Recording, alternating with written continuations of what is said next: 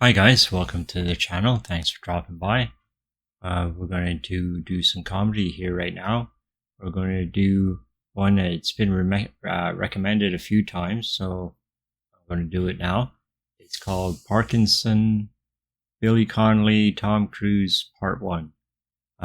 There's two parts to this. There's a Part 1 and a Part 2. So I'm going to do them both together. Make the video a little bit longer, but I'd rather just do them both together. You know, we know Billy Connolly. Billy Connolly's a funny guy, good storyteller. Keep you interested and keep you smiling, busting out a few times. So let's once again there.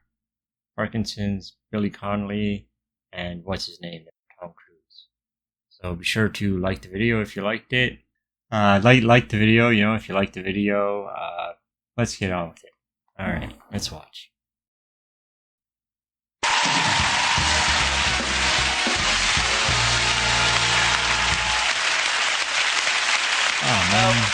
My next guest is a superstar of comedy. He's also a musician, an actor. He appeared in The Last Samurai with Tom Cruise, a talented welder, and a devotee of the fast-growing pastime of bungee jumping in the nude.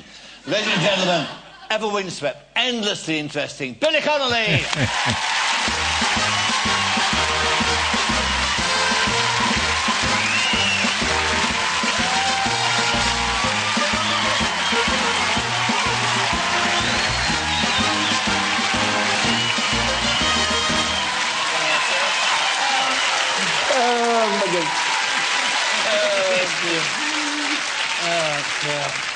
Isn't he nice? Oh, he's nice, isn't he? Yeah, Isn't he's he nice? nice. He's my chum. He's my very pal. Yes. I mean, I tell you, we went to Japan to do the samurai, and I just arrived. I was in the hotel. I was telling them earlier, and I was watching the news on Japanese television, and I wasn't making much of it, you know. It was very interesting, you know. It's because all over the world, newsmen sound like newsmen, but even you don't know what they're talking about. And the same as disc jockeys. You know, if you're in Afghanistan and you hear a disc jockey, you don't understand the language, but you know he's talking crap, you know. Hey, you know. But I was watching the... I'm sorry. I was watching... He was like shooting with him. I always have to stay in character, make sure you know what he's going to say. I was watching the news. And of course, they led up to this thing that we're going to talk about, which was him. But I didn't know, you know, because it was Japanese. And a white aeroplane came on the screen, like from the front, you know, coming on the screen, this white. And the door opened, and he looked out and smiled, and the hair flopped like that. And I thought, Jesus, I fancy him myself.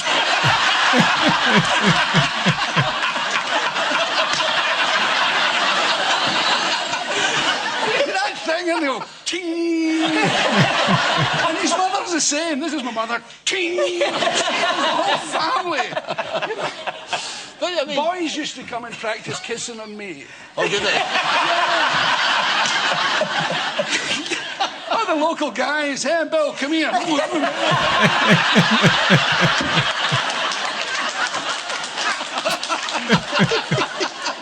you know what guys said to me? Wait, I tell you this. You know, you say people talk to you and you like them. People talk to me, I hate them. It's okay, you're a beautiful kind of guy. I'm always like this. You know, my father said I was like a tramp looking out of a hayloft. I was going to Hammersmith Odeon, as I will be soon again. And I was in the because I stride with such ease through the theatre district. Michael knows this. I was in the elevator. This is the truth as I sit here. I'm in the elevator. I've got all ready for the gig. I'm in the elevator feeling, well, you look the best you can now, Bill. Let's go for it. Because even big, fat, ugly people, there's a point when they're getting ready, they go. Right. You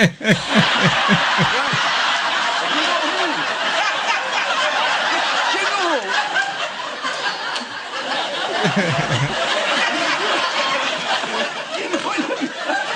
You know, there's the guys that do that thing, you know.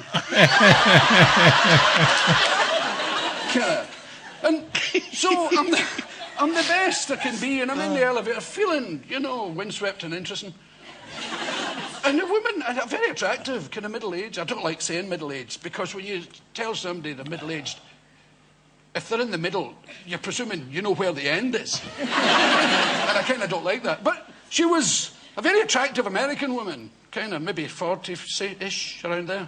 Although I can't very well tell what people are anymore at their ages. But she was standing there, and I went, hello. Do you know that elevator behaviour? Although my very favourite is to stand behind people and go.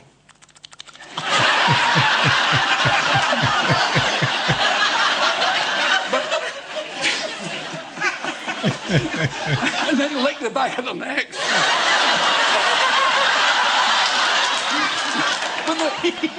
But I was... you may not believe that this is the absolute shit. Some people have nerve that you're glad you don't have in your tooth, you know what I mean? She's standing there, and I went, hello, how you doing? She said, just fine. And there was a wee silence, and then she says, bad hair day. I said, no. Fat ass day.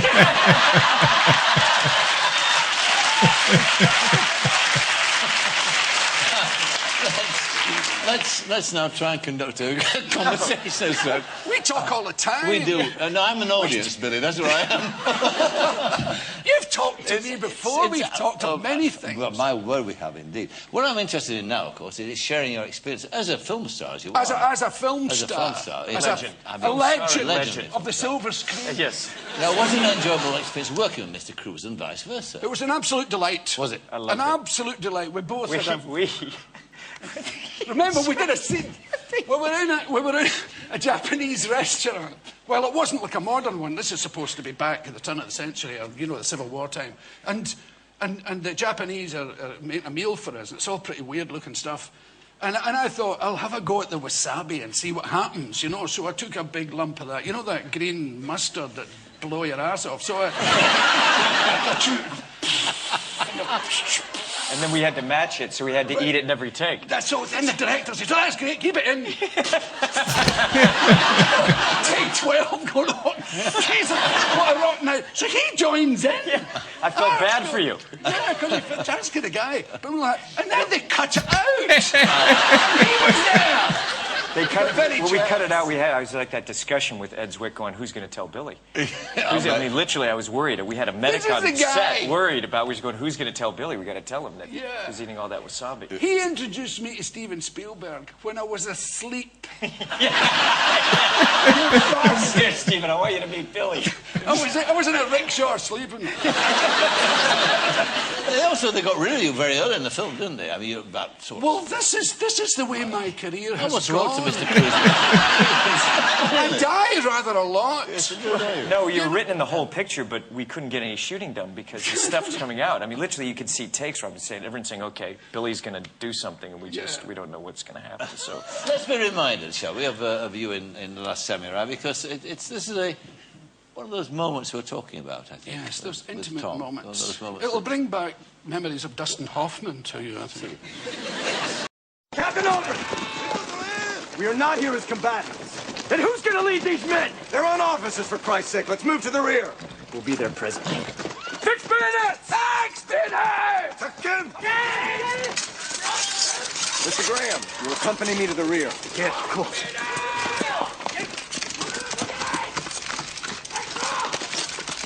Sergeant Gant, report to the rear. Let's see to the disposition of the supply trains. Sergeant Gant, did you hear my order? I did indeed, sir. Good, then you will obey it. Now! No disrespect intended, sir, but shove it up your ass.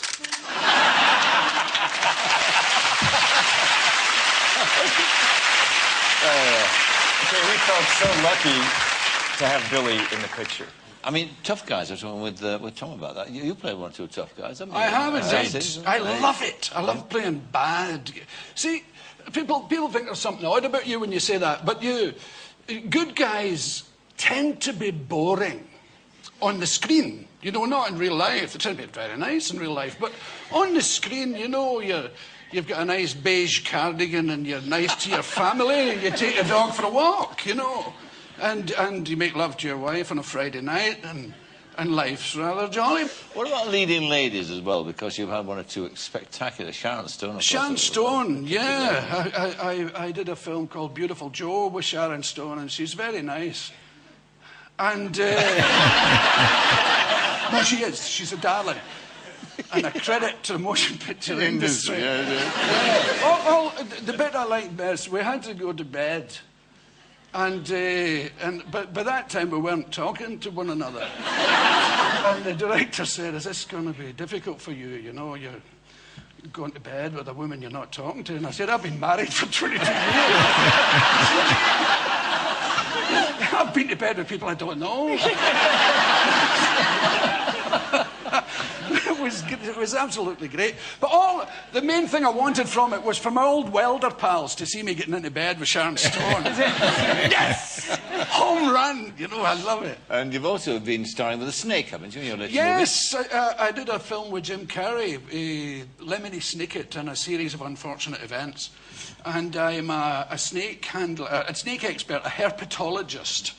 First I thought it was a guy with herpes, and I thought, oh God, I've had a scabby face for the whole movie. But I die again, of course. Jim Carrey kills me in it. I die in a Muppet movie, for God's sake. I think I might be the only one. But it was brilliant, and I had a python round my neck for most of the film, or most of my part of the film. And it was an albino python. It's kind of yellow, and it was a beauty. And it was maybe like 8 feet long, so I had 4 feet of it dangling down it. But it fancied me. I'd swear it was a female snake. But it used to moan in my ear. It would come up and go. And then it took to going, oh. What is going on? Then it would go up in here, you know, and come around. And then it went in my pocket one day. We're doing a scene and I'm talking to Jim Carrey. The snake is in my pocket. There's scenes like that, you know. So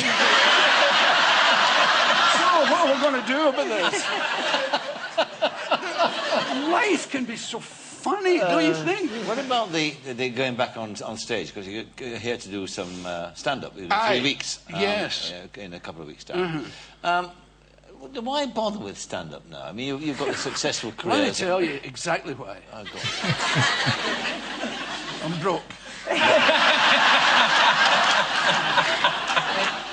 No, my wife has just... I mean, hasn't the sort of acting sort of overtaken all that now, in a sense? No, I do it because that is basically who I am. I like doing films, and I like trying to do it well, and it's a joyous thing to do. And it's a completely different discipline. I even like drawing things, I like writing stuff, I like fishing, I like all sorts of gear. But a comedian is what I am. I wanted to do it since I was about 10 or something. I saw Jimmy Logan and guys like that, and I thought, oh my God, I'd love to Chick Murray, you know. It's vocational. It's kind of vocational. You can't not do it. Yes. You know, you just get on. It's not like acting. Yes. Guys want to be actors for all sorts of reasons. I would assume mostly to get laid. You know? It's like guitarists, you know. Guitarists do it to get laid. Banjo players do it for other reasons, you know. You know, you never hear, oh, she's shagging the banjo player. You know, so it's kind of, you know, it's that's a blum, blum, blum, blum. Hello. Blum, what's your sign? Exit. Goodbye. So, and I like life. I think life's good. You know, it's just like one of those things. So what a thing for you to be able, you know, it's just, I mean, working on the set with you, you really give joy to people. I mean, I'm telling you, the crew and people love you. You just make them laugh, and it's also insight, and it's. But you know, the alternative isn't so good. You know, get around morning asking for things. Get me I want a giraffe. Take the air out of the tires in my caravan. I feel too high. Get me some cocaine. I want a 10-year-old Hindu boy. Blow my nose. Somebody have a piss for me.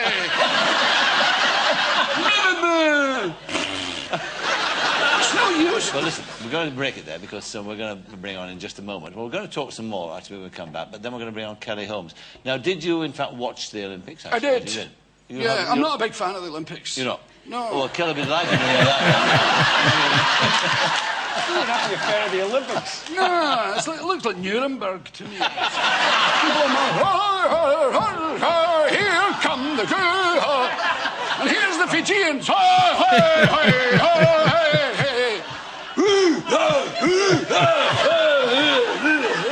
We can jump higher than you. I don't. It's not how to behave. And floor exercises for men. Give me a break. Oh, get a grip. Synchronized diving. Piss off.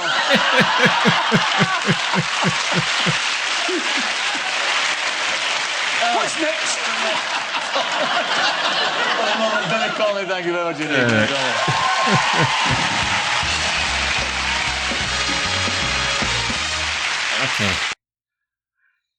Okay, so that was Parkinson, Billy Connolly, and Tom Cruise. But Tom Cruise didn't really have much part in there. Okay, good. It was pretty funny though, Billy Connolly. You know, that guy can tell a story and get you going. I'm sure he was a hoot to have on the set while working with Tom Cruise. Anyway, thanks for watching. I hope you enjoyed it. Be sure to like the video, subscribe to the channel, put on your notifications, and share the video around. So, thanks for watching. Have a nice day.